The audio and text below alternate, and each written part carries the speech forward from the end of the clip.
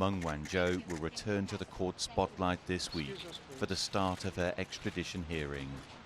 Huawei's chief financial officer was arrested in Vancouver in December 2018 following a request by the United States.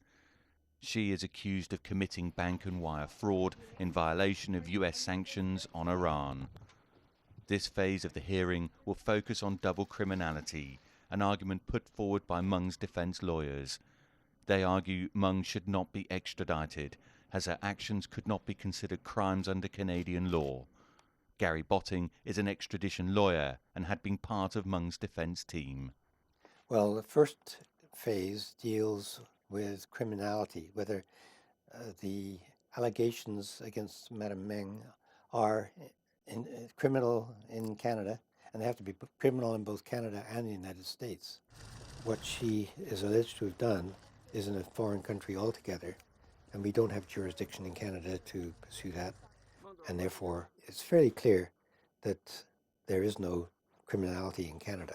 One analyst says this next phase is critical. To some extent, this is the pivotal part of the whole story, because everything is dependent essentially on the dual criminality. If dual criminality is upheld, if there is a decision by the court that this is not linked to sanctions, but it's all about bank fraud, then the rest of the trial is a more routine thing, and in general, those trials go toward extradition. This next phase of the hearing promises to be crucial in a saga that stretches back more than a year. But although the immediate focus will be on events at this courthouse, the implications of the hearing are far more reaching. Meng's extradition case has become highly politicized. After her arrest, US President Donald Trump said he could intervene if it helped secure a future trade deal with China, while relations between China and Canada have also been strained.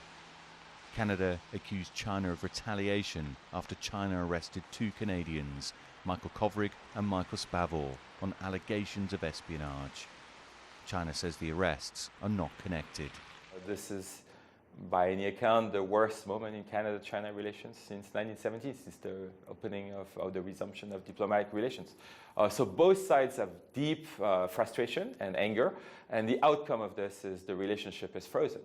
There is much that hangs in the balance when this hearing begins. Dan Williams, CGTN, Vancouver.